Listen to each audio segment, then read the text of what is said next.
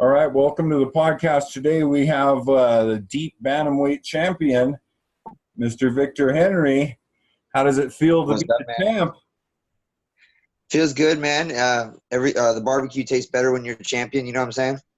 Hell yeah! For anyone that doesn't know, he just beat Yuki Motoya, who is the #1 fighter in Japan outside of Kyoji Horiguchi. Would you say that'd be true? I would say that'd be true. I mean, shit. I mean, he was a tough motherfucker to fight out there. You know, and all the other top guys either are inactive or, you know, that's what it is. You know, they're basically inactive. Well, and if you look at his fight with Horiguchi, man, he I went to decision, and that was a hell of a fight. You know what I Yeah, mean? Not many yeah. people can compete with Horiguchi. In my opinion, he's top 3 in the world. Yeah. Well, let's start a little bit where you got started. Were you a wrestler or anything in high school?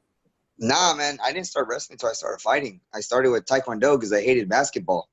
When I first started high school, my parents sent me to a private school. And I wasn't about that. I wanted to go to the public high school and play some football. But they were sending me to a private school, and all they had was basketball, and I wasn't about that. So we looked into the local paper, and we saw Taekwondo for $25 a month out of the community center in Southgate. Okay. So that's what I started with, Taekwondo, and before that I had been skating for years and played baseball, and I hated baseball. Come to think of it, I hate most sports now that I think about it. But as soon as I started kicking people and they started kicking back, I was like, all right, I'm cool with this. This is my shit, huh? Yeah. What age was that, Victor? 13 or 14 Okay. years old. Yeah, there's a picture over at the Taekwondo school of me having my student of the month belt. And, dude, I look like Ellen. I look like Ellen DeGeneres, dude. I was super young. You know, my hair was like that. I looked like a little lesbian. Where's that picture at? It's over in the Taekwondo Center over in Southgate, California. Man, if you could You know what? next Time I'm over there, I'll take a picture and I'll tag you on Twitter, man. Hell yeah, that'd be dope, man. I'll put it up on this podcast because that would be awesome to have. So after that, how long did you do Taekwondo for all of high school?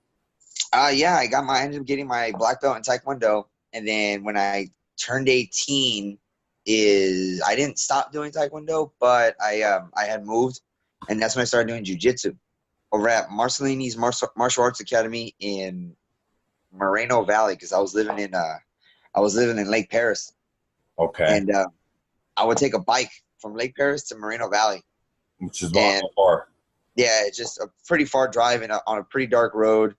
And made some friends there. And then when I found my way back to LA, I continued my jiu-jitsu with the Gracie Academy, and I started doing Taekwondo again. So, I mean, I still do Taekwondo. Mm-hmm. Just I don't teach very much Taekwondo anymore because I don't teach at the center anymore. But I did end up getting my secondary black belt in Taekwondo. Oh, so you were a fan of MMA at this point? I mean, what would? When I was living in Lake Paris, I had not discovered MMA, but started like really looking more into it. I think one of my first favorite fighters was Andrei Arlovsky. Okay. And then I started looking. I was like, what is Sambo? What is all this grappling stuff? And then that's when I started seeing Gracie, the Gracie train and everything. And okay. That's when I really started getting into it. And you know what? I didn't get into jiu-jitsu because of MMA or anything. I got into jiu-jitsu just because I was like, oh, I want to do a martial art, and I already did striking. Let's try something else. And I started doing the jiu-jitsu. And it's funny because the jiu-jitsu class was like at 8:00, but at 6:30 was the Chinese boxing class. So I was doing that also. So I was still into martial arts, whether it was for fighting or not. Okay, and you were a fan. You were starting to become a fan of MMA at this time. Yeah, watching it on old YouTube tapes, and back when YouTube was new. Right. And then watching the Gracie highlight video. And Pride was still around at this time. Yeah, Pride was still around. It was way before. This was 2005. Okay. And so Arlovsky, what a fighter to be a fan of. He's an awesome fighter, man. So yeah, this is when he still had all that hair. Yeah, and he was the heavyweight champ, right? So Yeah, so after that, you graduate high school, and what was your plan, man? I mean, what did you have a career goal or anything? yeah, well, you know, way before everything, I wanted to be a zoologist. I wanted to work with reptiles and shit. Oh shit! A herpetologist, because I remember seeing Steve Irwin and all them guys, you know, tackling crocodiles and shit, and I was like, I am with that. But after a while, I wanted to go into kinesiology. I still wanted to stay in sports and be active, Mm-hmm. and I was going to Rio Hondo, and then when I moved out to Lake Paris, I was going to continue my education over at San Jacinto Junior College. But then, you know, things didn't work out too well with my living situation and my and getting paid and everything, because I was living with my dad out there. And I told him, hey man, like, you don't have to pay me when I go to work, just pay for my martial arts classes at my school. And he was like, okay. It didn't really work out that way, so I moved my butt back down to LA. But you were always in California up to this point? Always. Yeah. Wow, wow. That's like me. I've been in Colorado most of my life. Really? Yeah, yeah. But What part of Colorado? I'm actually down south by Spanish Peaks. You know where the Great Sand Dunes is? Yeah. I'm about 60 miles away from there. It's a little area called La Vida, about 800 people, man. It's Oh shit. crazy. More animals than people down here. It's the crazy Hey, life. some people like that. Some people like that. I know a lot of people that don't like people. Yeah. Well, you know, and I lived in Denver for a while, which is the biggest city in Colorado, and it's not that I didn't like it, but it was like, this is where I grew up. This is my home. It's Yeah. here. I have a 16-year-old. It's safe for her to walk home from school. Yeah. I don't have to worry about shit. There's no crime here. And, Yeah. you know, you walk down the street, smoke a joint. I mean, nobody Yeah. talk about what you're doing, right? Uh-huh. So after all that, how did you get your start? Because I know your first fight was in California, correct? And that was what was it? Respect in the Cage, something. Respect in the Cage, yeah. And what? Now, when you ask start, do you mean by start fighting in general or started fighting pro? Well, in general, because I don't see any amateur stuff for you. All right. So when I first started fighting amateur, I had separated from the Gracie Academy because I was at the time, I believe I was paying month to month. You know, doing just 1 month deals. I didn't do it. I didn't sign up for a year or anything because I had started going to Rio Hondo College. I had started a job at Knott's Berry Farm, and I was volunteering and teaching over the Taekwondo Center. So I had a lot of moving parts, right? So I didn't want to commit to a year of training and everything like that, because then, you know, I don't know how school's going to change. I don't know how work is going to change. I don't know how anything's going to change. So I was like, you know what, man, I'm just going to do month to month. Right. And they were cool with it because I was just like a 2-stripe white belt at the time. And I ended up getting my blue belt. And then they were like, hey, we want to put you on this purple belt program. It's going to be this much a month, blah, blah, blah. And I was like, hey, man, like, I can't afford that. I'm still like 18 years old. Wow. Like, you know, I can't be doing that because they were getting up there in price. Wow. See, this is let me stop you for just a second. This is a part that I think most fans don't understand is that you're paying money to be a martial artist. You know, it's not like you just become one. I mean, almost everyone I've talked to has a similar story of, you know, you got to pay your way to get in the door, right? And so, so you had a job at this time, you were still struggling, or? Yeah, well, you know, I was at the when I had moved back, I was because the timeline as it goes is I got to tell you the truth, I got kicked out of my house from LA to live with my dad is when I started doing jiu-jitsu. Uh-huh. Then when I moved back, after I admitted I was wrong to my mom, because my mom would whoop my ass, that's when I started continuing my jiu-jitsu with the Gracie Academy. Okay. So that's the exact timeline. And at the time, there was no mixed martial arts schools around, you know. So my plan was, hey, if I got time, I'm gonna do jiu-jitsu, and I'm gonna go to this Muay Thai academy over by ELAC College, East LA. And I was like doing the numbers, you know, and everything. And I was like, well, I'm not paying rent because I'm 18 years old, and my mom and dad are being cool with that. Oh, yeah. But let's see how this goes, right? Well, eventually, of course, the Gracie Academy wanted to charge me a good penny, and I was like, you know what? And then I had heard through the grapevine that over in Hollywood, mind you, I'm living in Southgate, California, which is, in between Compton, Inglewood, Downey, that little area. Okay. I'm getting word that there's a school over in Hollywood called Legends Mixed Martial Arts that was opened by Boss Rutan and Randy Couture. So I was like, all right. So I pulled up my friend Juan. I was like, hey, Juan, let's go check this place out. And we go, and they, for maybe a little bit more than what the Gracies were charging me month to month, was the year contract.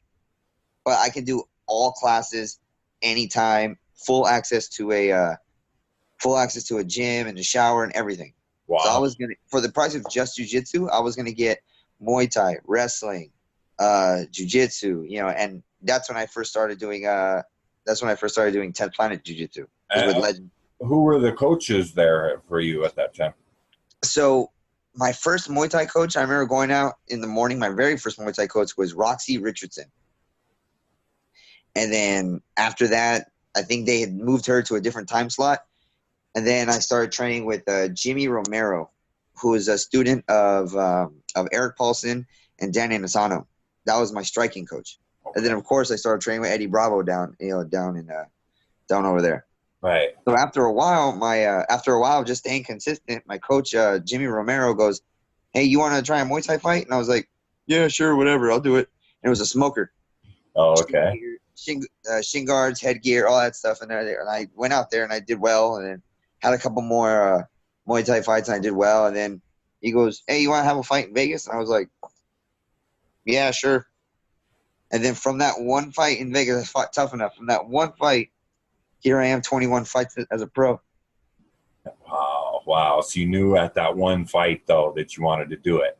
I mean, yeah, I mean, it got to a certain point where I was like, you know what, man, because I was still going to school. Okay. I was like, you know what, man, I can't try as hard as I can in school and try as hard as I can in this fighting. If I stay responsible, I can always go back to school. Right. But I can never go back to fighting. So I'll do it. I started pursuing fighting, and I made it my number one goal. Like, I trained my ass off all day and then go to work, and then that was just my life. Wow. So how many smokers or amateur fights did you end up having? I had 3 or 4 amateur kickboxing fights, the Muay Thai fights, and then I had 5 amateur MMA fights. Oh, okay. I see none of that stuff is on Tapology and stuff. You know how those sites are. It's kind of hard to find some of that. That'd be nice to have up there. But okay, and so your professional debut, how did this come about? So after my last amateur fight was a loss. I fought in Vegas, and I fought a guy named Jerry Shapiro, which to this day is still the only guy to have ever stopped me in a fight. Okay. How did he stop you? A sleeper choke. Oh, okay. Rear naked for the non-catch fans. So yeah, because you have no losses on your record by KO or submission. I'm pretty stubborn. So what happened? All right, so I just had my last loss, and my trainer Jimmy Romero was going through some financial hard times, and he was like, you know what, I can't do this anymore. So he just stopped teaching. So there I have no gym anymore because he separated himself from Legends, and me being a loyal fighter to my coach, I went with him. So now he had a stable of fighters, and we all kind of went our different ways, right? Mm-hmm. So I didn't have anywhere to go, and I was like, all right, well, I'm just gonna go back to school and do this. And then I get a call from Josh Barnett, and he goes, hey, go to CSW. And I say, hey, man, at this point, I don't have a job.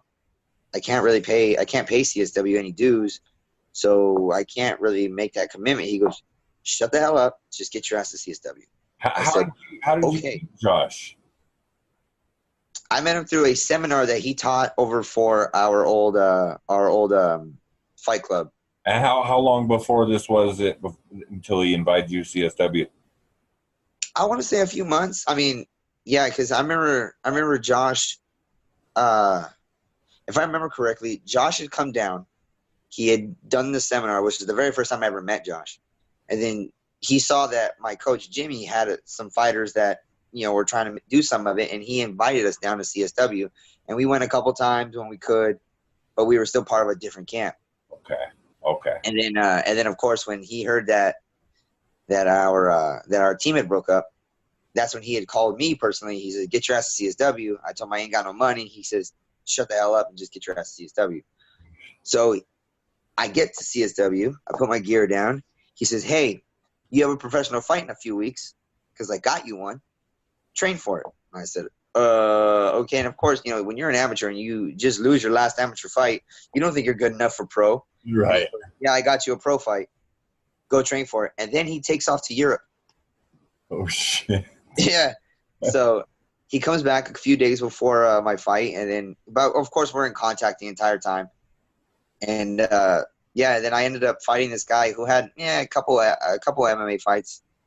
I think he had a losing record. I'm not too sure. I think he was like 1-2 or something like that. I'm not too sure. Dylan Crosshorn. Dylan Crosshorn, yeah. Yeah. But, that was in August of 2010. Damn. I've been fighting that long. Yeah, that's a long time ago. And so Josh had gotten back just days before you were going to fight? Just days before. And then after I fought the guy and I choked him, he goes, "By the way, I didn't tell you, this guy has 40-plus pro Muay Thai fights." I was like, "Thanks, dude." He tossed you into the fire. Yeah. There's something about Josh, talking to Alyssa too. It's like this guy is an awesome coach, but he's also has this strange eye for talent. I mean, you know him a lot better than I do, of course, but it just seems to me like he doesn't take just anybody on. He's real choosy and just selects certain people, and there's something about him that he recognizes talent really, really well. I mean, well, you know what? Alyssa's, you know what, man? Like, I agree with you, of course, like, because I'm part of that stable, and I'd like to think I'm talented. Right. But it's not really that. Like, from what I can gather, like, I'd like to put myself in Josh. He's done it all. He's been the champion of the UFC. He's gotten the big fights. He's made the money. He's gotten the name. He's done a lot of things. Mm-hmm. So when people want to come up to a guy who's accomplished so much in fighting, and they say, "I want to fight," I get that, and I'm not a name like Josh. Hey, I want to fight. I think I could do this. I think I could blah blah blah.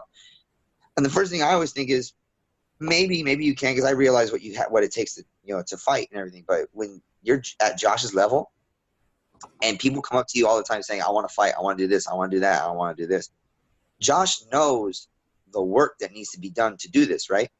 Okay. So Josh will say, "Okay, you want to do this," especially if he's at the gym. "Okay, you want to do this? These are the steps you need to take, and this is what you need to do." And then, of course, it's hard. It's not easy. But then, time and time again, he'll see people who tell him, "I want to do this. What can I do?"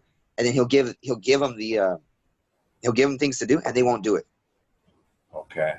So it's like, okay, well, why'd you even say that you wanted to do something? Because you're not going to do it. You're not about that life. Right. Right. When I first really started training with Josh, I would be grappling, and he'd be like, "No, that doesn't work." I'm like, "Why not?" And he would show me why, and then I would practice it. And then, of course, I would fail more than I would succeed. And then all of a sudden, the move works, and then it works again, and it works again. And then that's one part of just one little piece of him changing my fight game. Wow. So how confident were you after this first fight? I mean, you're saying that you didn't feel like that you were that good, or I mean, how did you feel confidence-wise? Confidence-wise, for me, it was just a fight. I didn't feel like I didn't feel like, hey, I'm a great fighter after all, or I didn't feel like I'm a terrible fighter. Shit, I went into my third or fourth fight where I fought. I forget who I fought. Bobby Sanchez? What was that? Bobby Sanchez or Bronson? Bobby Sanchez. Okay. I think it was my third fight, right? Yeah. I fought Bobby Sanchez, and all I saw was his record, how many fights he had. and that was my third fight. And I was like, wow, I'm gonna be fighting that guy. Yeah, almost 30 fights, I believe. Yeah. Yeah, and I remember going to a park and just running, just starting to run. I had already done my training session. I had already went to fight practice. I had already done my drilling, and I was just so nervous that I went to the park and I started running. And a couple hours passed of just me running because I was nervous. The nerves really never go away, and you never really feel. At least for me, I never got to a point where I felt like I was great or anything like that. It's always been like, well, I know this guy's going to look to do this to me, so let's train. And for me, like I said in the beginning, it's always been about martial arts to me. It's never been truly about fighting or feeling like a badass. It's always been martial arts. Mm-hmm. It's always been that to me. Heading into that fight, what were you more confident in your ground game, your standing? What was your confidence level as far as where you wanted to take the fight? My confidence level, I would say, is the same to this day. Like, it's funny because my friends and I still joke around. Where my old coach Jimmy Romero, he goes, if he wants to take you down, choke him out. If he wants to stand up, knock his ass out. And it's like, okay, that's great. That's great advice. It's very basic advice, but all right. No, so I mean, what kind of fighter you are. At that point I had been training everything, with those guys at CSW, and it's a great gym, and that was the game plan. No matter where it went, and I feel like I can be better if I'm just truly training my ass off. Then I can be better than everybody. Mm-hmm. And so then you went on to win your next 4, 5, 6 fights or something. I think you were 9 and 0. Yeah, I got to 6. No, I got to 6-0, I believe. Okay. Yeah, and then I fought a guy, Joe Murphy, and then I lost a split to him over at OC Fight Club, and people were throwing money in the ring. So where is OC? I mean, I feel Joe and I. Yeah, Orange County, at the Orange County Fairgrounds. Okay. What they do is they use this place called the Hangar, and it's an old airplane parking, like it's a hangar, so they use it for parking airships and shit. But yeah, so Joe Murphy and I went in there and we beat the crap out of each other, and they gave him the nod, but people were throwing money. They would roll up money and just toss it in the ring. So it's kind of like we were strippers. And then because of that fight, I got Josh got a call from one of his contacts in Japan saying that Hideo Tokoro is looking for a fight over in Grand Slam, and I think he had an opponent pull out or whatever, and it was to be his comeback show. And of course, fresh off a loss, at this point I'm thinking, man, this sucks. Of course, like I hadn't lost in a little bit, so I was thinking, right. It's always shitty to lose. Were you aware? Whenever you lose, you get reminded. Right. Were you aware? Not too much. No. Not too much. No. They just gave me a name. I couldn't really spell it because I wasn't too good in Japanese names at the time, and so we fly. I told Josh, screw it, let's take this fight. I fly over to Japan and we go to the Isami store, and I look around and I see all these books, and I look down, and there is his highlight tape highlighting his whole career, him fighting Boyce Gracie, him fighting everywhere and everybody, and I was like, damn, I'm going to fight him. And then immediately I remember me changing myself mentally going, I'm going to knock his ass out. Wow. So, that first round, it was kind of back and forth, but I think it was his because he got the takedown. And then I came out just guns blazing and I knocked him out. And for people that don't know, Victor, Hideo Tokoro, to me, is a legend, I would call him. I mean, he's fought everybody. He may, records don't mean as much as people think, especially when you look at decisions. Like you said, sometimes they go one way or another. But this guy, you were just saying, he's fought Gracie's, this guy's fought everybody, and he continues to fight. Yeah. 41 now, and he continues to fight. And let's not gloss over it. He was 36, 35 when he fought you, I believe. So he was still well in his prime, fighting really well. It's not like you fought a washed version of him. Yeah. That was an impressive win. Nah, you know what, man? Like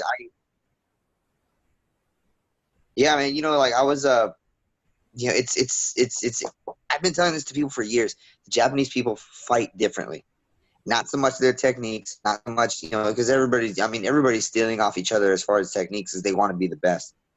But the Japanese people will go in there and they will fight. A lot of times people pick and choose their opponents, and it's ridiculous. Like you're never gonna grow as a martial artist. You're never gonna grow as a fighter if you just keep it at a certain point. At a certain point, you just become a bully. It's like I'm only gonna fight the people I know I could beat. That's ridiculous. Right. Go out there and fight. And you know, in Tokoro, you know, I'm sure he didn't underestimate me because he's a professional. No. But I'm also sure that he didn't expect, you know, the level of not confidence, but not even ferocity, but the level of I don't give a shit that I'm gonna go after it. You know. What did he have? Like 50 fights already before he fought you? I think he had like 30 plus. Yeah, he was, he was well respected and well known by that time. I think that, I mean, Yeah. everyone expected you to lose that fight, I mean, Oh, dude. For the past 5 fights, I've been expected to lose, and I'm just like, what the hell, the guys? Like, I'm pretty good too. Yeah, when I fought Russia, was undefeated, and I was thinking, all right, I'm gonna go beat him, and then I get it. This fight, of course, I know I was the underdog because I'm the right. challenger, of course. But then the fight before that, I fought a guy who's now in the UFC, and I was the underdog. And then before that, I was like, guys, like I'm pretty good. Give me some respect. What's up? So after Tokoro, is that kind of when you developed your traveler's mentality? Anyone that follows you or has read about you, you kind of got this traveler's mentality where you want to fight other places and not just stay in the same spot, right? Yeah, kind of, yeah, man. Like I'm a kid from Southgate, California, man. You know, like I grew up, and I remember thinking, man, there's got to be more than just Southgate. You know, and I knew I've always wanted to travel. I mean, like I said, dude, I wanted to go into zoology and stuff because of Steve Irwin and Jack Hanna and all those guys, and they got to travel. And I thought, what, how cool would it be to travel? Through fighting, I have an avenue to travel now, and meet new people, talk to different people, and everything, and it's cool as shit. And of course, eating. I love eating. I mean, who doesn't love eating, right? But if you sit down at a dinner table, people find out, holy crap, he does love eating because he won't stop. But different cultures, different foods. I just keep eating, and it's all legit, right? But fighting has given me an avenue to travel, and I really dig it. And here's the thing, like I said, it's all been, for me, it's been about fighting. If the fight is over there, I'll fight over there. Let's do this. If the fight is over here, let's do it over here. Right. Pure fighter mentality. So is this the first time that you had been out of the country, the Tokoro fight? For a fight, yes. Okay. Me and my dad, we took a drive down to Mexico City from California. That was a little different. And you fought in a place called Super Fight League America. What was this organization? Yeah, but that was after the Tokoro fight. Okay. Yeah, that was after the Tokoro fight. That was in Washington. Okay. And so you won your next few. I'd like to mention that you fought a little while down. I don't know how much time you got, man. If we got to cut it short, you let me know because I could go all day. But I wanted to ask you about the Shintaro Ishiwatari fight, who's also another top guy in Japan. What was the mindset heading into that? Because you had won, what, six in a row, I believe, 5-6 in a row heading into that fight. Yeah. So what happened was Josh had sent me to Thailand prior to accepting this fight. Okay. And I was at a Muay Thai camp called Santianoi's camp. It was in Pathum Thani, Thailand. And John Wayne Parr had studied over here. Guys like Brian Popejoy, who's a big Muay Thai name down here, had trained over there. And he just sent me down there just to get some kickboxing work in. And I remember being there. Then I had my own little room with a little AC unit, which was pretty sweet because Thailand was hot as fuck and humid. It's nice though there, right? It's nice, but I mean, here's the thing. I was there training. I didn't go out. Oh. I just ran and trained and ran some more and trained some more. Every day I would run by this big temple. It was pretty nice. But yeah, it was all running and training. But I was over in Thailand, And they, if I remember correctly, Josh hits me up. He goes, "Hey, you got a title fight, so train for that." I'm like, "Okay." So, I mean, there was no grappling work other than the clinch. And when I came back, it was a few weeks before. Nah, maybe it was a week and a half, 2 weeks, whatever, prior to flying out to Japan, and I had a big staph infection right on my neck. Oh, fuck. Which would suck because now I can't grapple. I hadn't grappled in a few weeks. Like I hadn't grappled in a month because I was over in Thailand. I had this big staph infection on my neck. So antibiotics Oh, shit. and not being able to grapple. I mean, my ass was stuck on an Airdyne and the heavy bag, and I was just going for it. And here's the thing: I came in shape for that fight. You know, for those of you who watched that fight, I mean, people were. It was a great fight. Yeah. I came in shape. Right. You know, I feel like I could have been better on the ground because of just having the timing. I mean, just like you need timing and skill on the feet, you need to have timing and shit for the groundwork too. Well, yeah. Imagine not So, hitting mitts for a month before you have a fight. You know, yeah. So I mean, yeah. So Ishwatari and I had a great fight, and you know, he hit me a few times. I hit him a few times, and they gave him the nod. But I remember him going to the hospital after the fight, and I went to a magic show. So, well, and I mentioned that fight not because you lost it, but just because I watched that fight as well, and it was really close and back and forth battle. And Ishwatari is well respected still, and a really, really good fighter. I mean, yeah, I'm just kind of pointing out to the fans here how you went from fighting. You know, I'm not saying all these other guys that you fought at the beginning were low level, but then you went to Tokoro, to Ishwatari, to really, really high level guys. I mean, you know, that's not very common in MMA, but in Japan it kind of is. But you had fought in Pancrase, what, 2 or 3 times before that?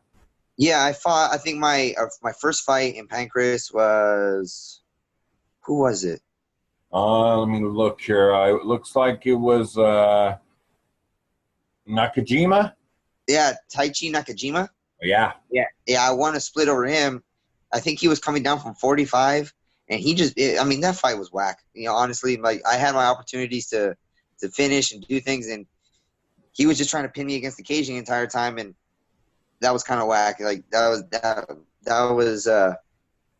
was before my I guess my striking and everything had made an evolution, and I made that jump in skill. Mm-hmm. So after I got that win, I ended up fighting Fukushima about 4 months later. Yeah. Yeah, Fukushima. And then I ended up choking him, and then that's what got me the title fight, I believe. Yeah, that was a great fight, that Fukushima one. You looked super focused, and you know. Yeah, you know, it's funny. My dad actually ended up going to that fight in Japan. He'd surprised me over for the Fukushima fight. He surprised me by showing up. I was like, "What are you doing here?" Like he goes, "Oh, mijo, I just came to see you fight." And I was like, "Dude, like, how'd you even get around? There's nothing, you know. It's not like it's easier, you know, to navigate here." And he goes, "Mijo, it's not the first time that I came into a country that I didn't recognize the language." And I was like, "You're right, pops. You're right." So, you know, I just wish he had let me know. That way I could get him, you know, situated with a hotel, traveling, and everything. But that dude, he flew in that day, saw me fight, flew out that night. Wow. And for those that don't know, Fukushima at this time had about the same record as you. I think 10-2. You were 10-1, something like that. Again, you were the underdog in that fight, I believe. You know, because I remember watching the race at this time and watching all this. You know, I was real into Japanese MMA my whole life, basically. And so that got you the title fight. And then so after you lose that title fight, you stayed in Pancrase, correct? And fought, not that much longer. I want to say, what, a couple months? I think, I fought Alan Yamaniha, correct? Alan, Yamaniha, yeah.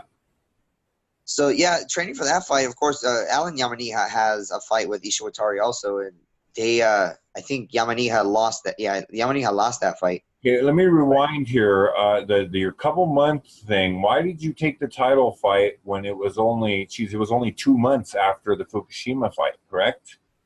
That's what I'm showing here. Yeah, fought in October, and then you fought in October, and then you fought in December. Why was such a short window there? Do you remember? Because man, it's about fighting, going out there, man. I mean, if you're not injured, go to a sauna, relax, have a nice barbecue dinner, and get your ass back to the gym. Right. I don't get it when people like they take these long breaks as if they, you know, they like I said, my dad from Mexico City, dude, he comes and he works. Mm-hmm. That's it. You know, you go to work unless you're dying, you don't go to work. You know, Right. but you know, you notice in my recent fights, shit, I came back and my ankle was busted and everything, and I was just like, okay, well, I'm gonna go help. I'm gonna go help Horiguchi train for tension, and my ankle was busted the entire time, and I was the dummy. I was the drill dummy. So then, of course, I was getting hit on and beat up on and everything. And then when I came back from ATT, I was like, okay, jump into my own fight camp with my hurt ankle. Oh well, let's do this. This You was know, in so Florida? when it comes to quick turn, pardon me. I'm sorry, this was in Florida? Yeah, I went to ATT to help. I went to ATT to help Horiguchi train for that tension kickboxing fight. Wow, wow. Good experience, I'm sure, huh? Yeah. Or Yeah, it was a great experience. I got to stay in the dorm, stay at the nice facility and everything, and of course working with Coach Mike Brown. It's great, and all those guys over there. I mean, they got a good system over there. It's really nice. yeah, Horiguchi, like I But said. like I said, man, for me it's about fighting. Go ahead, I'm Yeah, sorry. for me it's about fighting, man. It's not about. No, I'm sorry. Say it again. It cut out real quick. Go ahead. I'm sorry. All right, yeah. Like I said, man, for me, it's about fighting. It's not about taking. It's not about enjoying what you did. It's about getting out there and doing it anyways. Even after I won this last fight against Yukimoto, yeah, Josh and I, we sat in the back and we're like, all right, well, what are we gonna do to improve this fight? I mean, the fight's already over. Mm-hmm. 3 seconds after the fight is over, the fight is over. Right. Yes, you can you can highlight in your victory and everything, and and just bask in the glory and everything. But at a certain point, the fight is over. As soon as that bell rings, ding, that's it. The fight is over. Right. What's next? What's next for you? So, that's why if I'm healthy, it's going to be a quick turnaround because I'm going to just go for it. And that's so dope. I want to ask you how you got your nickname, Mongoose, right? Yeah, La Mangosta. Yeah. So, growing up, here's the thing. I'm half Mexican. My dad is my stepdad is from Mexico City. He's the one that taught me Spanish. My dad is from Zacatecas. But either way, I'm half Mexican. So you're fluent in Spanish? Un poco, sí, yeah. Okay. So half Spanish myself, but I'm not very good at speaking it. My daughter. I think it's because you're in Colorado right now. Ain't nobody speaking over there. That's right. I'm in the mountains. The fucking deer don't speak any language down here. You know what I mean? Yeah, I'm over here in Southern California, over close to LA. Of course, everybody speaks. The first thing I learned how to do is order a taco. You know what I'm saying? Right.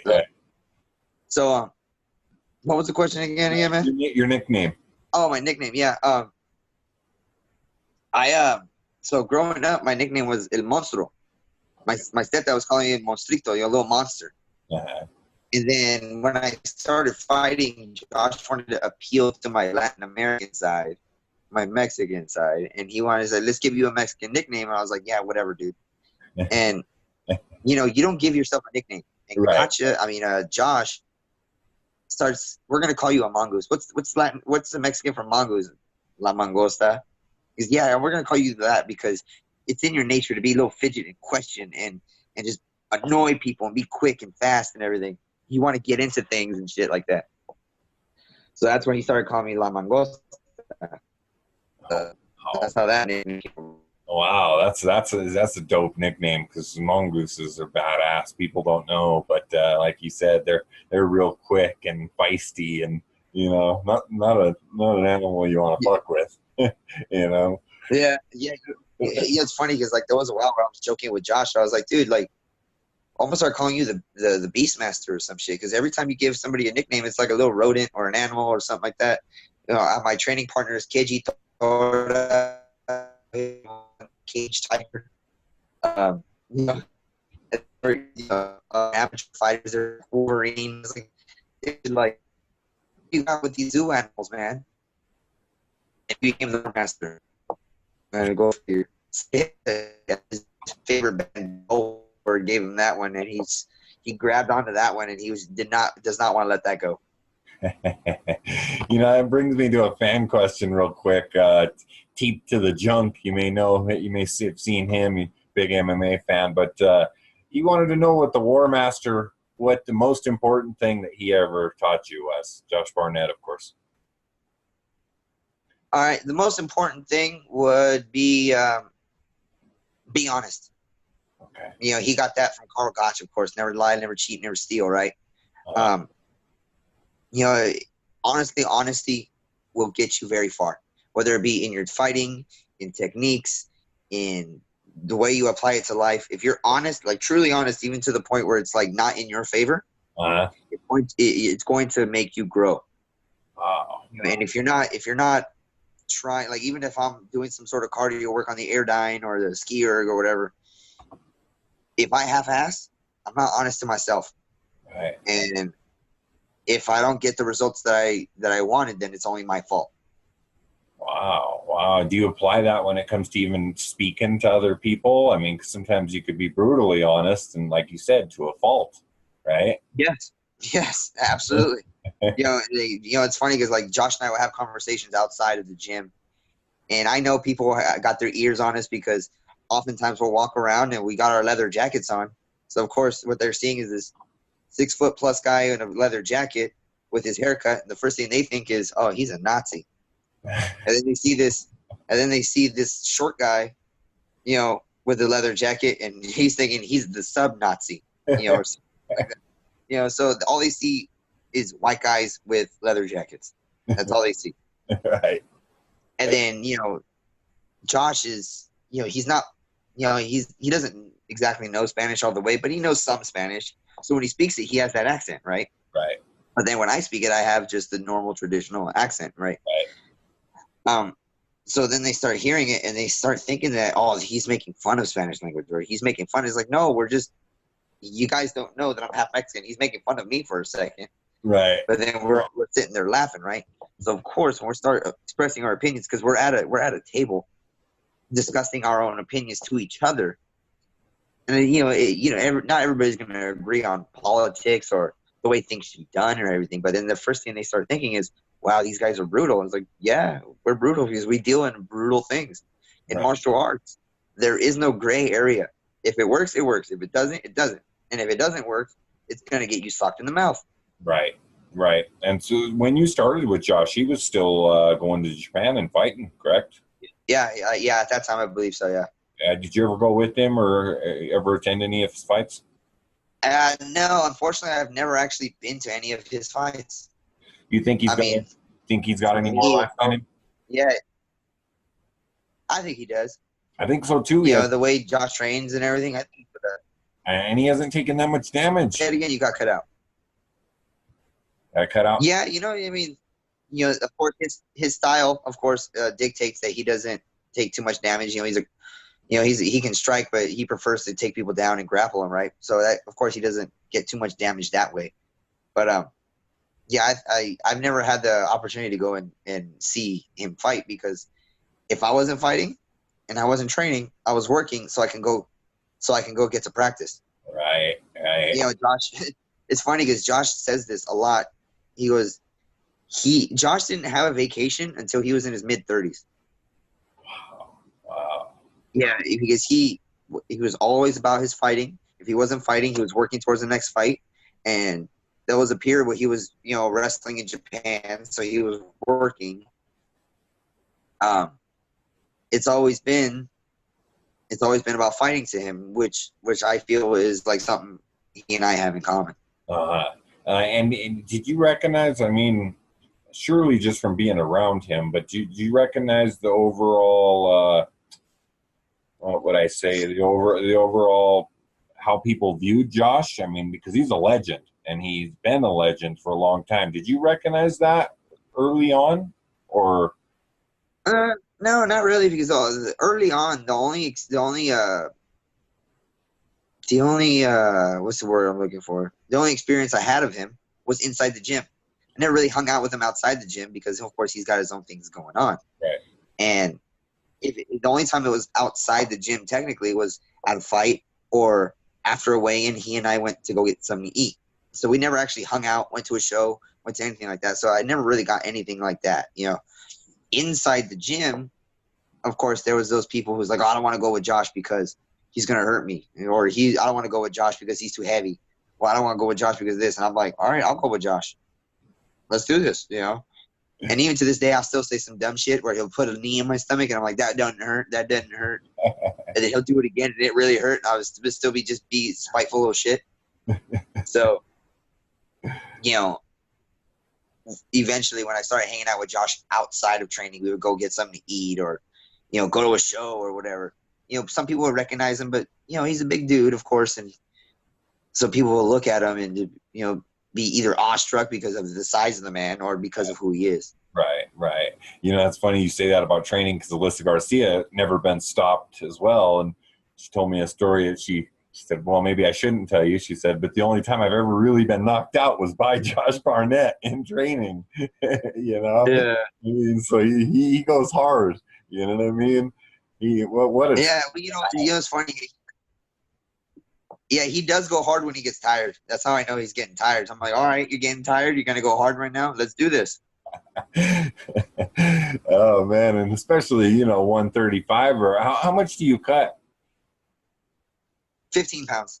I think that these 135ers that, I mean, anybody really in any weight class, if you want to cut that much weight, then that's on you. You know, I'm all for what California is doing as far as the weight cut and the regulations and everything. But I'm more of one of those guys that if you want to dig your own grave, you go ahead. Right. You know, guys like Henan Barral, who are making those big giant cuts. I support it. If you can do that, then you go ahead and do that. But yeah, you see it catch up with them, though. You always do. Yeah, absolutely. Absolutely. It catches up with you. And that's the sacrifice he was willing to make for this sport and his career, right? And I support it. If you want to do that, you go ahead. Right. You know. So did you always fight at 35? Did you ever experiment with 45, 25, anything? I was going to experiment with 45 once. It was a short notice fight over in Korea. And I got to Josh's house, and I'm thinking, and I'm weighing 152 pounds. So I was like 7 pounds to cut. I've been eating like an animal. So when I go to Korea, guess what I'm going to do? I'm going to have Korean barbecue straight from Korea, and then I'm going to cut the weight, and then I'm going to beat this guy's butt, and then I'm going back to Korean barbecue. That was my plan. Their plan was we're going to call you the night before your flight, and we're going to say your flight is canceled. I was so upset. Oh. Yeah, I was upset. More so because I didn't get to eat over in Korea. What promotion was that? I don't remember. Because since I didn't fight for him, I was like, all right, never mind. Out my brain. Right. Have you ever been to Korea? Never. Never been to Korea. Okay. What was the most interesting country you've been to as far as your favorite? Right now, I would say Thailand. Thailand's been real interesting because, you know, I've been in Japan a few times, and Japan is, of course, a culture shock. Yeah. Because of how much different it is, right, from the United States. Mm-hmm. But then, you know, I have a stopover when I went to that Muay Thai camp.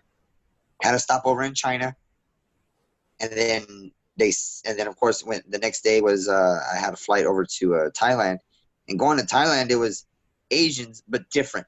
So I was like, oh shit, it's a lot different over here. And then everybody's yelling at each other. Everybody's, you know, screaming and everything. I'm not into that screaming shit. Like you want to get my attention, you come over here, you talk to my face. Right. That's it. I want to be in my room and hear Mita. Right. And I was like, oh shit, I guess I gotta go back down. It feels like I'm living with my mom again. Yeah, yeah. Fucking parents pounding on the floor and shit. Yeah. You know, I have a good friend that lives in Thailand, Guy Harriman. He and it's kind of off subject, but he developed the Agena light. I don't know if you ever heard of this. Never. I think Angela light, and the first thing I'm thinking about is Vagisil. Okay, well, he's good friends with Dr. Dennis McKenna, Terrence's brother. I'm sure these guys are. You know, Terrence passed away, sadly, but he developed this Agena light. Really interesting. Maybe next time you're in Thailand or something, I could link you guys but it's a 10-watt LED light, and he developed it on his own before there was 10-watt LED bulbs, right? Before they even existed. Uh-huh. And what you do is you lay under it, and it kind of simulates like a DMT-like experience. For anybody that doesn't know, like a short psychedelic experience, but not so heavy, more like just an inducing meditation experience.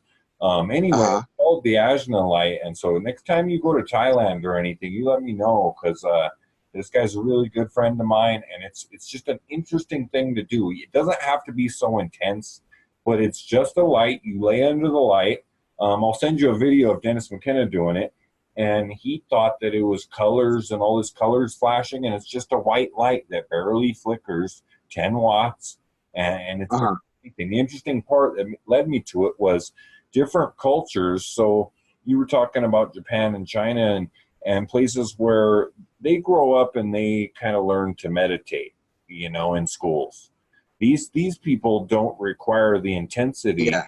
of the light to get into these meditative states as we do here in the West, right? So they only need about 25% light compared to about 75%. Anyway, totally off subject, but next time you're in Thailand or anywhere around there, let me know. I want to link you with this guy, and you might just try it. For me, it's a really interesting thing, because it's not like, you're taking some crazy drug. It's just laying under this light. You could get up and move anytime you want. It could be 5 minutes. It could be 10 minutes. But it's just it changes everything. And I've talked to some fighters who do, different meditations, different things like this. And I think that it's an experience someone should have at least once in their life, because it's not ingesting a drug. There's no drug involved, and so there's not that stigma of, oh, you're taking mushrooms or you're taking acid or something. It's just a damn light, and he'd actually do them in rooms of like 75 people, and it'll work on 70 people at the same time. Really? And everybody's tripping at the same time? Yeah. And like I said, they can change. There's about 10,000 different presets that he has on his iPad. And you can change, from alpha waves to the theta waves, to make it more intense or more relaxing. There's a lot of different experiences you could have on it. So not everyone has to be all tripped out. Some people could just be real mellow. But anyway, remind me, I'll send you some more info about this. And if you're ever back in Thailand, this guy's got a nice yoga studio, and he'll gladly accept you in there, knowing me and stuff. And like I said, you could get up anytime. You 2 minutes, maybe you're uncomfortable. Get up out of there. But you might really like it to where, I'm going to purchase one. That's how much I like it. It totally changes. It's like a drug, but without taking the drug, right? I mean, I guess I would compare it to maybe like going from a hard day at work to smoking a joint and laying down and feeling great, but it's just I'm light for 10 minutes. Anyway, totally off subject, but I wanted to mention that about Thailand. So let me get into this to how you got into Deep. What happened there? Because you were fighting in Pancrase. You went from Pancrase to Quintet. How did you get that opportunity, the Quintet opportunity? They were looking to fill a team, and Josh knew the guy who was looking, and it was weird. Just before that, I had a grappling tournament where I got my ankle popped really bad. So I had like, it looked like I had diabetes ankle. Like, that shit was fat. And I was like, hey, I can stand through this. So I went there, and the guy, it was weird. We were grappling and everything. I don't know if you noticed, but both of my ankles were taped up just to kind of give the illusion of that I wasn't hurt, but I was. And I went out there, and after grappling, I couldn't really stand that much. I couldn't really wrestle that hard because my feet were all messed up on my foot. And sure as shit, he latched onto that, and I was like, bitch, you got that one bad ankle? You got that kind of voodoo? All right, you got me. And I tapped. Well, don't you think having your ankles... That was after me, but... Do you think having ankles taped in a grappling tournament is bad anyway? I mean, because there's more grip and... No. Yeah? Okay. I mean, yeah, it is what it is. Like, for me, it was more holding my shit together. than it was than hindering or offering any sort of grip for me. You know, of course, when he latches onto it, he's got some material. But at that point, if you got your foot caught in somebody's armpit, the tape isn't keeping you there. Right. It's your damn foot. You know, happened to be that foot, huh? Yeah, it just happened to be that foot, and I don't even think I remember looking at him going, tap. You got me. You guessed it. That was the first quintet in Tokyo, I think. Was it? I think it was a quintet fight night or whatever, something like that. Yeah, I think it was the first fight night in Tokyo because they've done them different places. I believe it was the first one. Yeah, I think that. That was that. Do you ever plan to do a quintet again? If they'll have me, yeah, I'll do it. And that would be awesome because your variety of skill set is, I believe, built for some of this stuff.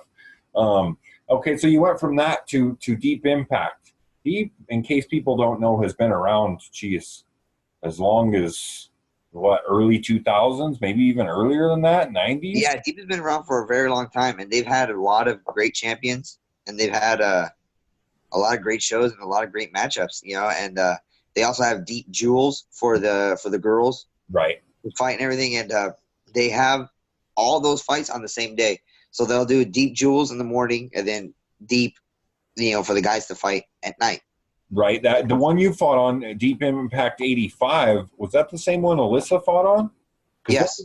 So that one was different, and for whatever reason they didn't have a Deep Jewels, and they had some women's fights on that 85. Yeah, it might have just been because they couldn't get as many fights, so they just made it one whole fight card. How long were you teammates with her at this time? I had been teammates with Alyssa for about 3 years up until this point. Okay. I met Alyssa at CSW before Josh started his own team. God, I can't say enough good things about Alyssa. She was on the podcast. I advise everyone to watch that. She's got some awesome stories. She's an awesome person with tons of talent. As you know, she beat Kana Asakura, who is just the champion. She had a close decision with Ayaka Hamasaki, who is the champion. This girl's high level, So you fought. Yeah, this girl, Alyssa Garcia is weird. She's got the body of a striker, where she's long. Of course, she's short, anyways. Yeah, but she's got long limbs. She got a body of a striker, but she's a wrestler. Yeah. Striking naturally comes. Striking is natural to her. And then, of course, all the wrestling. So she has her credentials in wrestling also. So it's like, you little lucky asshole. Yeah, I told her the same thing. It's funny because most of her fights go to the ground, even though she's a striker. Yeah. She ends up becoming a wrestler and beating these girls on the ground. Yeah. So you fight at this. She fought before you, I believe, on that card. Yeah, she was like 1 or 2 fights before me. Okay. You're in the back watching her. What's the environment like at these Deep shows? So most of the Japanese, other than Rizin, I would assume, but most of these shows, you can hear your opponent warming up. It's not like they separate you very far. Like for the past 2 Deep shows, what was separating me and my opponent was basically a curtain. Wow. Yeah, so I can hear him cracking pads. He can hear me cracking pads, He can hear me screaming in the back, and I can hear him meditating and, doing all that stuff. So it's like, okay, well, we both have our different ways of getting into the zone. So, yeah, we're like right there. So it's odd. Was that the first time you've ever experienced that? That's an odd thing to be so close. Yes. That being that close to my opponent warming up, yes. Being in a weird warm-up room, no. I remember warming up in a bathroom for one of my fights. Shit. Well, in case people don't know, that was Takafumi Otsuka, who, again, is another really, really good fighter. Fought in Rizin, fought some tough competition. You beat him, I want to say, round 2? Round 3. I front kicked him in the body. Okay. That show, I believe, is still on Deep's YouTube. I'd advise everyone to go back and watch the show because Alyssa Garcia also had a head kick in that in that card. That was really good. That was a good card overall. So her training camp for that was actually taking place over in Thailand, or at the same camp that I went to. So Oh, she did some time in Thailand for that fight. oh, okay. I didn't know that. All of a sudden she comes back and she's a kickboxer extraordinaire. Kiss my ass, Alyssa. Yeah, so she gets the head kick, and then you get the kick to the body. That must have felt good because you had to have known at the time that Otsuka was pretty highly ranked, correct? Yeah, and again, he was the favorite over me. I mean, he was the ex-champion. He had the fights over in Rizin. He was, he's some good shit, right? Oh yeah. And then, I go out there and I had that double wrist lock on him. Kimura, for those of you who subscribe to Too Much Jiu-Jitsu, you know what I'm saying? And I lifted my hips just a little bit, and his veteran ass just got the hell out. And then I remember at the end of round 2, going into round 3, Josh comes into the cage. He goes, "This guy just wants to wrestle and stall you out. He wants to get a decision. Screw that." And I was like, all right, let's do this. So then that's when I ended up getting that front kick to the body. Josh all loud and shit. Yeah. Especially in the Japanese crowd. Yeah. Oh, yeah. Yeah, you know what? I've noticed that the Japanese crowds are getting a little bit more rowdy. A Yeah. little bit more rowdy these days. Yeah, they are, but at least they're not doing, I love the Japanese crowds. I cannot stand to hear the UFC crowds and the whole woo and all that bullshit. Drives me crazy. Yeah, Japanese crowds, like they still stay respectful even though they're getting a little bit louder. Mm-hmm. They're still, they're cheering their guy on. Every now and again, I'll be in a position, I'll hear Mita or my opponent's name or whatever, and it's not like kick his ass or knock his ass out or strangle him or anything like that. It's always just your name. Let's go. Do your best. Right. I subscribe to the theory. I just think that they're getting a little bit louder because not only are they really knowledgeable, but they're reacting to possible submissions. They're reacting to every strike, leg kick. Yeah, they're an educated crowd. Yeah, they're reacting to things that the U.S. crowd doesn't recognize. I mean, people, unless you've been kicked in the lower calf or certain parts of your leg, you don't know what that feels like. And yeah, I feel like they react to that a lot more than the American crowd does. Yeah, definitely. Speaking of that, what's the most painful shot you ever been hit with? Would it be a leg kick? A liver shot by Josh. Ooh. Oh, a knee. He kneed me straight in the liver. Oh, that would end my career, bro. That'd be it for me. I couldn't do one of those, man. All right, so that started your win streak that you're still currently on. You fought in CXF. Where was that at? That was in Studio City, I believe. Yeah. And that was Kyler Phillips. Oh, Burbank. That was in Burbank. My bad. Kyler Phillips, who I believe was undefeated. He was undefeated prospect. Yeah, he was. Yeah, he had just came off the undefeated season for the Ultimate Fighter, I believe. And I want to say that he might have even been the favorite again in that fight. Yep. And it's funny because I knew the plan going in. I knew because Kyler Phillips at the Ultimate Fighter was fighting at 145. And when he was fighting at 145, I noticed that he looked different than his other 135 fights. He's a very athletic, skilled kid. He is very good, and he's got a world of skill. And he's gonna develop as a martial artist. I already knew the plan because I know the management team, and his manager does a good job. He's got a lot of guys in the UFC. He gets them sponsors. I mean, he does a great job for his manager, right? But I already knew the plan, especially with the California regulations. I figured I'm going to get a call from the state. Hey, let's make this fight at 140 because Kyler can't make weight or whatever. And I'm like, no, Kyler is a professional. He knows what he's doing. Right. He can do it. It's the commission that doesn't want to let him do it, right? Right. So I told the commission, hey, it's going to be at 135 or there's going to be no fight. And I was sticking by that because why would I put the ball – and I know Kyler Phillips is going to be naturally bigger than me anyways. Uh-huh. So why would I give somebody an unfair advantage over me, right? Yeah. So I said no. Let me ask you, the way Cali works, if they would have made that fight at 140, would he have to give you some of his purse or no? No, because it would have been an agreed upon contract. That's bullshit, you know, especially because you're saying, hey, I'm ready to make 135 just because this guy ain't, you know, fuck Yeah, off. and you know what? Like, I mean, there's are some arguments, and I'd like to err on the side of his camp knew because he comes from a reputable camp MMA lab. There's a lot of good guys out there, and I know one of the instructors, Eddie Cha, out there knows about California. And you know, those guys aren't ignorant. They know. Right, They know what the California, and even then, it's all over MMA news. All you gotta do is pay attention. You right, know, I right, do err on the side of there's miscommunication a lot of the times. I'll give him that, right. but you know, I'd like to think that hey, you gotta make X this way, and I'm walking around 2 weeks before my fight at like 145 Right. because that's what California said you can do. You can't be no heavier than this, and I made sure I was well within those limits. So, day of the fight come in, and we have to do the reweigh-in. I weigh 143, 144 pounds. Kyler Phillips is 156 Holy shit. at the time of the fight. Holy shit. So, like I said, again, professionalism on Kyler Phillips' part because he made the weight. He made that big cut.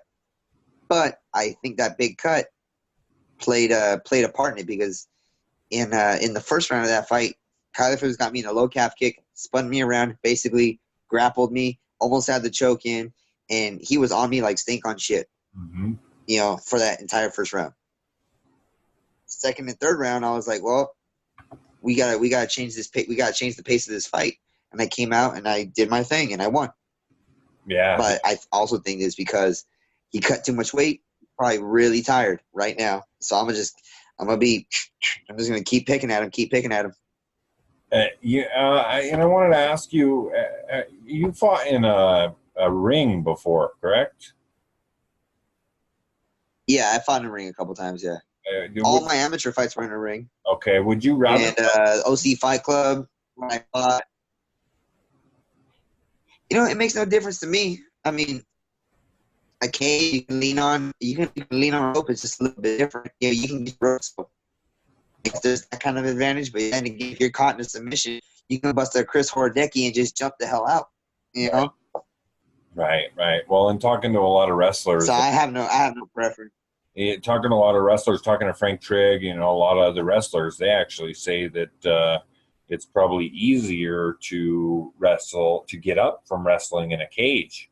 You know, when Horiguchi beat Caldwell, all the Caldwell fans were saying, oh, wait till he goes to Bellator.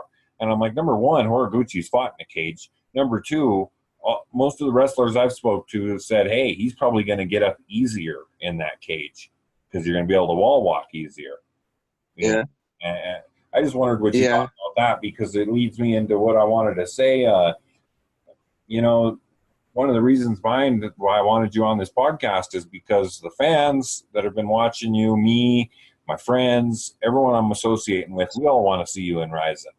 I mean, and I don't know what your plan is, but Rizin is the show of all shows. We call it the greatest show on earth. I mean, it's you know, they're up and coming. I mean, and most deep champions end up fighting in Rizin. Do you think that's in the cards, or what do you think is next? You know, right now, the next move is what we're talking about. We're talking about a fight in Russia. Nothing's official yet. But of course, Rizin has taken an interest, and they are talking with Josh right now. Mm-hmm. For those of you who don't know, Josh basically is my manager, so he's my manager trainer. Okay. But he's you know, we are talking. So there are moves being there are moving pieces, of course, and you know, wherever it goes is wherever it goes, man. Like I said, for me, it's about the fight. It's not about the organization. It's about the fight and where I get to go and eat next. You know what I'm saying? Yeah, I hear you, and that's a good mindset to have. I just, you know, personally, selfishly, I'd like to see you in Rizin because it's such a show. I'd like to hear Lenny Hart saying your name walking down that ramp in Saitama Super Arena. You know, it's just to a fan, Yeah. Well, Lenny Hart said my name over at the Quintet show. Yeah. I remember that. Yeah, and I was like, that was pretty cool. That was pretty cool. I was going to ask you about that. She's going to be on this episode as well. She's so awesome. What was that like? I mean, because you had to have known how special she was, right? So were you anticipating the moment of how she was going to say it, or? Yeah, I was like, how is she gonna say it? I wanted more out of her, but I didn't get it. But I think it was because it was a grappling show, not a fight. But Right. I was like, what I really wanted to do, and I wanted her to say my name and record it on my phone. That way, I could use it as a notification ringtone on my phone. I'm gonna try. But I didn't get the chance to do it. I'm gonna try to help you out with that because I got an intro from her for this podcast. My last name is Borrego, and she's so good with rolling R's that the intro is fucking perfect. I mean, it's hearing her say my last name, I almost feel like I don't even deserve it. Like I need to go to war and fight somebody for that or something. But just go, if you're living out in the boonies, man, just go fight a deer. Yeah. I have to do something because when I heard that intro and my last name being Borrego and the way she says it, she actually said that one of her first how she learned to roll VRs and how she was a Spanish cat that she announced. Okay. And that was one of the first. I don't know if you know how she got her start, but Pride 6, the lady called in sick. They got Lenny in there. She comes in with this crazy shit that nobody's ever heard, and they never called the other girl back. That was it. She kind of stole her job. Yeah. But, she's a legend of the sport. Did you watch one championship last night by chance? I was at work, but I did catch some of the highlights. I did watch Vivi Mays fight because she's a friend of Josh's and she's come down to the room and helped out our girls and helped out the whole room. So I caught her fight with what's her name? Who did me fight? Is it a Russian name or is it a Ukrainian name? Yeah, it was a Ukrainian girl. I don't know right offhand what her name was. She was with you at the last show, correct? Yeah, she helps corner me whenever I'm out in Japan because usually they only fight me and Josh out. Right. So every time she helps me, and I told her last time, thank you for taking her time out of her own training schedule to come help me fight. Right. Oh yeah. So yeah, she just got her win by armbar in the third, correct? Yeah.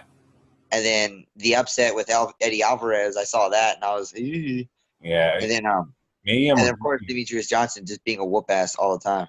Yeah, you got kind of marked up though. I mean, his eyes were kind of swollen. He took a little bit of shots in that fight. I just want to go back to Mei Yamaguchi for a second. She is really, really good, man. I mean, I'm sure just having her in your corner adds something to it. That girl is technical. For people that don't know, she was the Deep Jewels champion. Yeah. I mean, she's a really, really high class everywhere. I mean, to me, she's and she is a fighters. Yeah, and she's a tank. That girl is strong. I bet she looks strong. Yeah. That armbar was killer. The one show was good and everything, but the one thing I can't respect, and I probably shouldn't speak on it too much, but is the fake ass Lenny Hart that they use, man. I just don't understand it at all. And it's like I don't. I didn't hear it. I was at work, so I was actually at work peeking over at my phone, so I didn't hear anything. Right. Well, what do you do for work?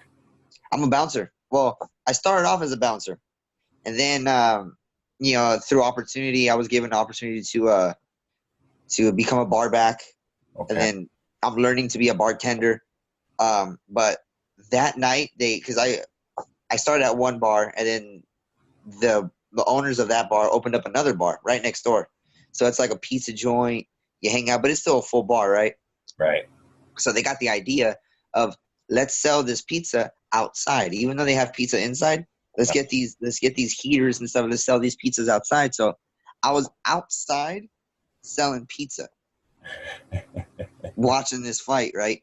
And yeah, man, it was funny because I was I don't know. I mean, I think it's just nightclub life. People respond more to me talking mess and trying to sell pizza than me trying to market pizza. You know what I'm saying? Right. Like, I tell them the price of the pizza, and they're like, "Oh, I can get this over here." I'm like, "Or you could be hungry for free, man. Go ahead."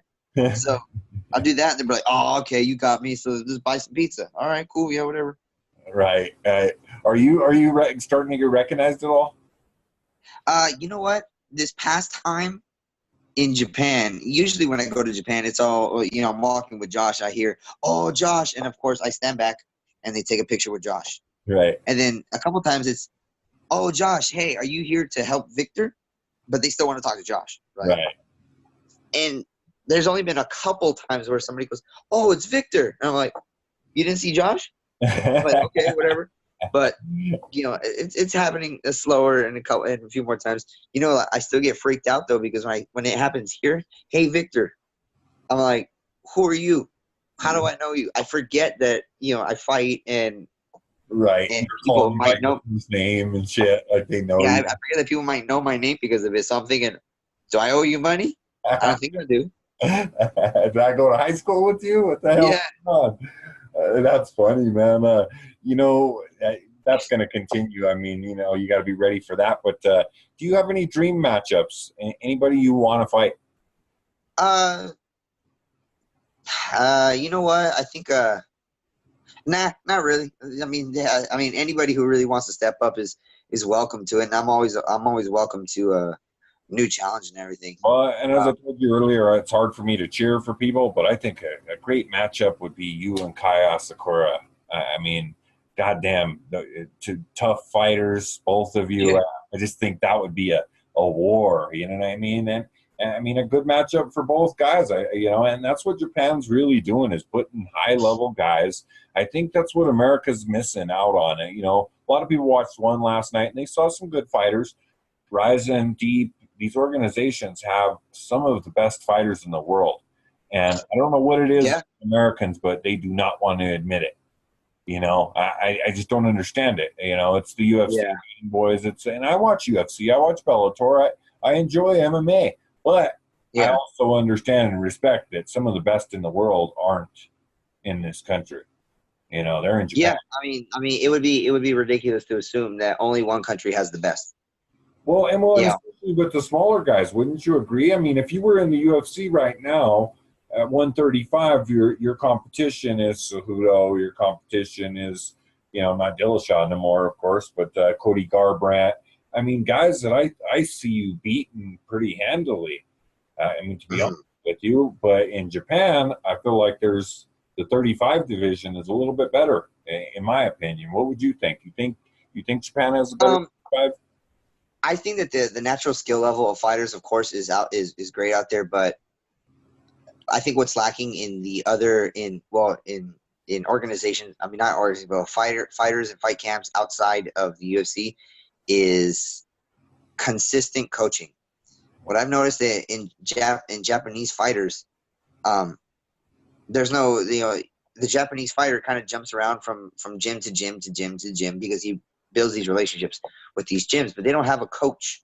Right. Over here, there's a lot more coach fighter mentality, Okay. and I think that's what's allowed me to progress. Josh is kind of like dictated my training and told me how has formatted it to a way for a certain skill level to shine at the time of the fight. Okay. Over in Japan, it's not really like that. I mean, it's not as common. No, You that- got these yeah. you got these big fight camps like Jackson Wings, ATT, AKA ATT. All those guys. They have a head coach who runs the entire practice, but then each fighter has their own coaches Right. that answer up to the head coach, and they delegate and they approach the fight more scientifically. That's interesting that you say that because you look at someone like Kyoji Horiguchi's progression coming to America. That's what he attributes a lot of how much better he's gotten to. Yeah. Is coming to ATT in America where he could, and he had some good training partners and people in Japan, but he even said himself specifically having people that work just with him. Yeah. A gym full of guys that's just kicking each other. You know what I mean? Yeah. Um, Speaking of which, who you got in that fight? The upcoming Horiguchi fight. He's fighting Ben Lin. I'm going Horiguchi. You gotta go with Horiguchi. I mean, I mean, I was a fan of Horiguchi before, and then getting to train with him and seeing how hard he works and how fast he is. I mean, everybody says he's fast, but then you're sparring him, and he's in front of you, and then all of a sudden his fist is in your face. You don't realize how fast he is. Right. You know, you know, and not only that, but I bought, you know, he bought me dinner, and then I bought him dinner. So we're on that level. So I gotta go with Horiguchi. Oh man, that's cool. So I would assume you'd take him over Caldwell when supposedly he's coming over here in the summer, is what Coker said, to fight Caldwell. Oh yeah, I take him over Caldwell again. Yeah. You see, I don't know that there's a guy in the world that beats Horiguchi the way he's fighting now. I mean, you look at that kickboxing fight with Tension, which is interesting that you helped train for that, because Horiguchi, for his first kickboxing fight, damn near won that fight. I mean, it was close. I thought it should have went to an extra round. You know, if Tension wobbled him a little bit in that third round, I think it would have went to an extra round. And we're talking about one of the best kickboxers in the world. You know? Yeah. Have you ever thought about kickboxing? Yeah, I mean, I'm open to the idea. Of course, I'm open to the idea. I would be a hypocrite to not do it. You know, like if I would do a grappling tournament, why wouldn't I do a kickboxing fight? Hell yeah. What about a Grand Prix? Do you have any ambition to fight multiple times in the same night? I do that every time I go to a fight. Me on the way to the gym, I'm arguing with Josh. I'm fighting with him. I have that fight, and then after that, it's a fight over the food. So it happens anyways, man. Yeah, that's dope, man. Well, I'm not going to take too much more of your time. I got a couple more fan questions for you. Some off topic here. Let's just go with what kind of music you listen to? So I listen to mostly everything except for country. Country is too emotional for my ass. I mean, I'm being introduced to more old school reggae, which is, you know, I'm digging it. What's it called? Of course, I love heavy metal. I love Skid Row. I love, you know, Judas Priest, all that older hair metal and stuff like that. Getting into, you know, I've been into black metal. I've been to those shows with Josh. Where they're basically worshiping Satan. That's what he's into, is that crazy black metal, huh? Yeah, so I like that shit too. I'll listen to some girly ass music in my car when nobody's in the car with me. I'll listen to Barbie Go. It don't matter to me. I'll listen to Natalie Imbruglia, that Torn song. I like that song. I ain't lying. So I got a pretty big mix of music. I'm not letting you edit that part out, bro. Yeah, go for it, man. If anybody wants to fight me over it, I let people put lotion on my face too. Not that kind of lotion, but I use toner. I use lotion. I even use eye cream. What's up? Come at me. As far as the Lenny Hart thing, in case I could make that happen, you just want her to say your name so you could have it on your phone? Is that what? Yeah, so I could use that as a ringtone. I think that'd be sick. I'm gonna see what I could do for that. The other question I got is, what do you do on your free time? Hobby.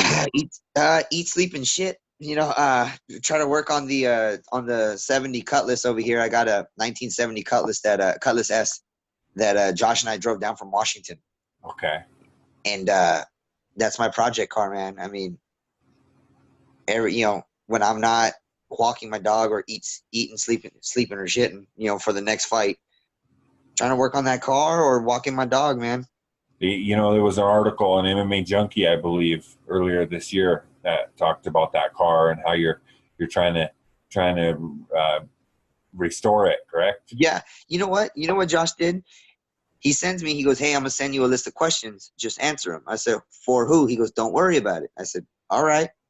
So I answered the question, and then all of a sudden, one of my training partners, he goes, hey, I saw your interview on MMA Junkie. I'm like, what interview?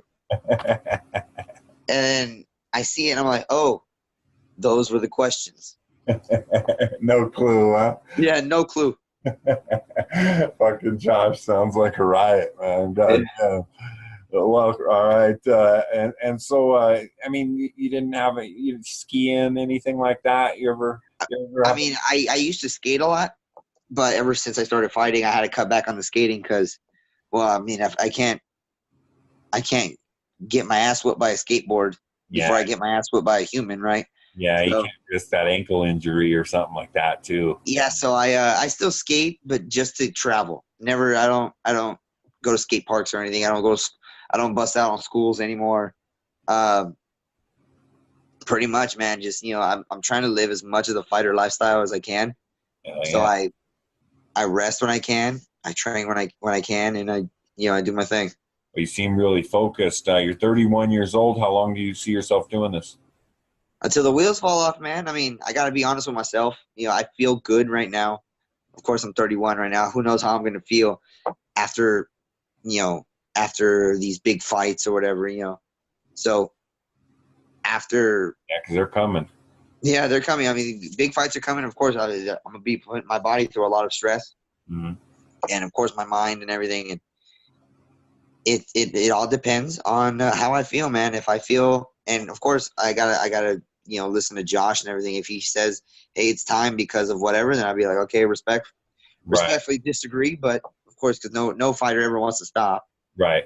But, you got to do what's best for your physical health. Well, and you're at such an age, though, to where if something happened in the next few years, maybe it's just a case of taking a little bit of time off. I mean, you look at a lot of fighters that take a year off, and then they're, that's what they needed was just rest, just rest from the grind. I think the grind is just as bad as the fights, right? Yeah. I mean, if anything, more people get injured during fight camp than they do during the fights, Well, and the good thing is you fought some big names already. I like I said, there's some really good matchups out there. There's going to be some big things coming for you. Let's give people your social media, man, where they can follow you at. You can follow me at Victor Henry MMA on Instagram and Twitter. And Facebook, nobody really uses Facebook anymore, so screw that. That's Victor Henry on Facebook. I got a fan page on Facebook that Josh set up a long time ago, Victor Henry MMA. But that's my Instagram and Twitter handle. Right so on. That's where you can find me, or you can find me at a Korean barbecue spot if you want to come talk to me. Hell yeah, I'm gonna be finding you there. Shit, what the fuck? Yeah. If you ever come through Colorado, man, hit me up. There's some beautiful places around here. It's a beautiful country. It's hard for me to leave this place because it's so fucking amazing. It's right. Like, I want to travel kind of like you're saying, and I am going to go to Japan and do some reporting and do some things and interview people. I'm going to do that, but it's so hard to. I mean, of course, my little girl goes to school here, but it's going to be so hard to leave Colorado ever. I live right out my front window. Right here is two 13,000-foot mountains, the Spanish Peak. They're, they were the Waiatoya Mountains, the breast of the earth. Yeah. And really, really interesting, unique area. It's geologically unique. The dikes run opposite. We have some dikes, and they run opposite of mountain ranges, Sangre de Cristos. It's blood of Christ, of course, for anyone that doesn't know. Really, really unique area. So it's going to be hard for me to leave. But, yeah, if you ever come through here, man, you got a spot to stay, anything that you need, bro.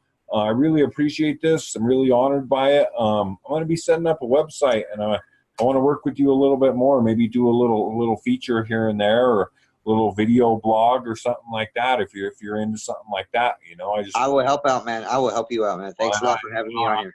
And I want to help you out, man. I'm all about, pushing these fighters that I really see talent in and that I believe in. Rocky Martinez, I don't know if you know him, but he's a really good dude. Really humble, really focused. These are the kind of people that I'm trying to work with. As somebody who's trying to push organizations and push fighters, I'm not the kind of dude who wants to just invite anybody onto the podcast. You feel me?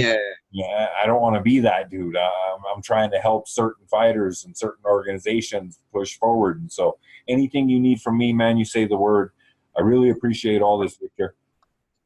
Absolutely, man. Thanks for having me on. Thanks for the invite, man. I really appreciate you taking time out of your day. It's nighttime over there right now. Yeah. We're going to do this again many times, I hope, man. Keep me up to date with when your next fight is, and either before or after, we'll do another one. Shit, we did a long time. It doesn't have to be so long next time, or it could be longer. What the fuck? Yeah, absolutely, man. I'm down with it, man. Right on, Victor. Thank you so much, man. It's been nothing but a pleasure. Everyone go follow Victor. Watch out for him. He's on the up and coming. This guy's deep champion, soon to be a champion of another organization. We don't know where. Maybe Rizin, maybe UFC. We don't know, but Yeah. you're gonna have some more belts. All right. Thanks, man. I'm sure. Appreciate it, man. You take it easy, brother. See you there, man. Thank you, man.